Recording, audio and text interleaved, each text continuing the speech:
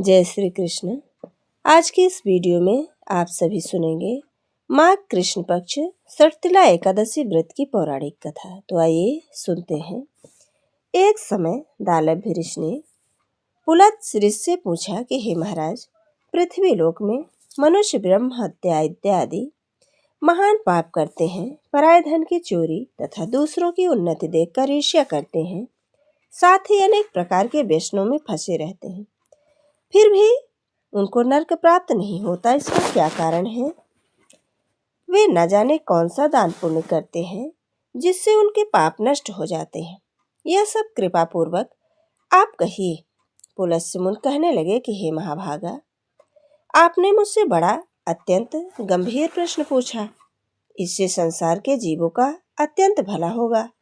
इस भेद को ब्रह्मा, विष्णु, रुद्र तथा इंद्र आदि भी नहीं जानते, परंतु मैं आपको यह गुप्त तत्व अवश्य बताऊंगा। उन्होंने कहा कि माघ मास लगते ही मनुष्य को स्नान आदि करके शुद्ध रहना चाहिए। इंद्रियों को वश में करके काम, क्रोध, लोभ, मोह, अहंकार, ईर्ष्या तथा द्वेष आदि का त्याग कर भगवान का स्मरण करना चाहिए। पुष्य नक्षत्र में गोबर, कपास, तिल मिलाकर उनके कंडे बनाना चाहिए। उन कंडों से 108 बार हवन करना चाहिए। उस दिन मूल नक्षत्र हो और एकादशी तिथि हो तो अच्छे पुण्य देने वाले नियमों का ग्रहण करना चाहिए। स्नान आदि नित्य क्रिया से निवृत्त होकर सब देवताओं के देव श्री भगवान का पूजन करें और एकादशी व्रत को धारण करें। रात्रि को जागरण करें। उसके दूसरे दिन धूप, दीप, नैवेद्य आदि से भगवान का पूजन करके खिचड़ी का भोग लगाएं।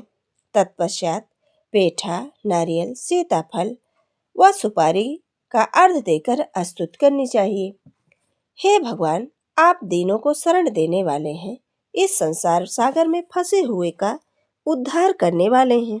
हे पुंडरीकाक्ष, हे भगवान, हे सुब्रमण्य, हे पूर्वज, हे जगतपते, आप लक्ष्मी जी सहित इस तुच्छ अर्घ को ग्रहण करें।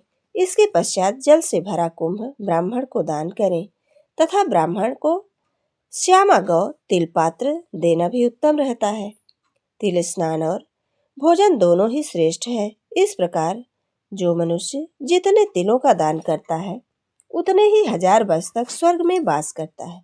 तिल स्नान, तिल का उट्टन, तिल का हवन, तिल का तर्पण, तिल का भोजन और तिलों का दान, ये तिल के 6 प्रकार हैं। इनके प्रयोग के कारण यह एकादशी षटतिला एकादशी कहलाई।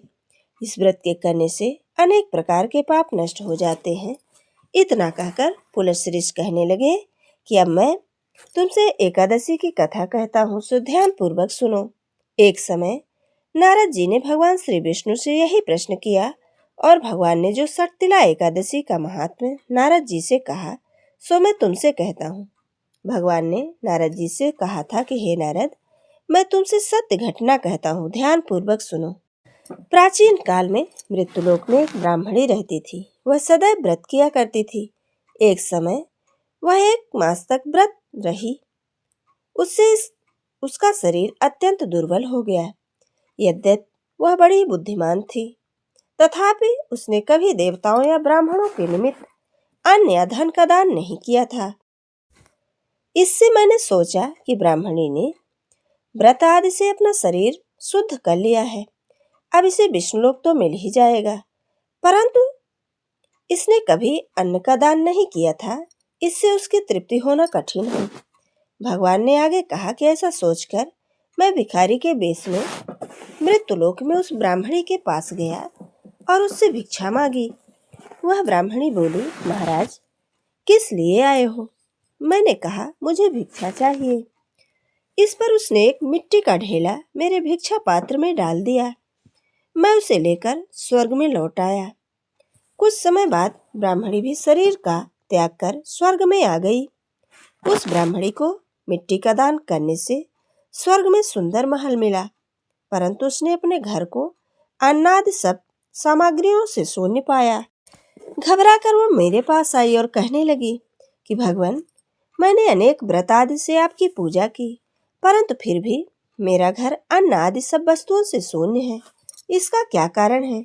इस पर मैंने कहा, पहले तुम अपने घर जाओ, देव स्त्रियां आएंगी तुम्हें देखने के लिए।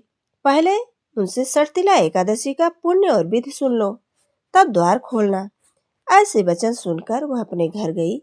जब देव स्त्रियां आईं और द्वार खोलने को कहा, तो ब्राह्मणी बोली, आप मुझे देखने आई हैं, तो सर्तिला एकादशी का महात्म्य मुझसे कहो। उनमें से एक देव स्त्री कहने लगी कि मैं कहती हूँ। जब ब्राह्मणी ने सर्तिला एकादशी का महात्म्य सुना, तब द्वार खोल दिया। देवांगनाओं ने उनको देखा कि ना तो वह गंधर्वी हैं, ना आसुरी हैं, वरन पहले जैसी मानुषी हैं। उस ब्राह्मणी ने उनके कथनानुसार सर्तिला एकादशी का व्रत किया, जिसके प्रभाव से वह सुंदर और रूपवती हो गई तथा उसका घर अन्न आदि समस्त सामग्रियों से युक्त हो गया। अतः मनुष्यों को मूर्खता त्याग कर सर्तिला एकादशी का व्रत और लोभ न करके तिलादि का दान करना चाहिए। इससे दुर्भाग्य, दरिद्रता तथा अनेक प्रकार के कष्ट दूर होकर मोक्ष की प्राप्ति होती है। ये थी माघ कृष्ण पक्ष सर्तिला एकादशी व्रत की पौराणिक कथा। जय श्री कृष्ण। राधे राधे।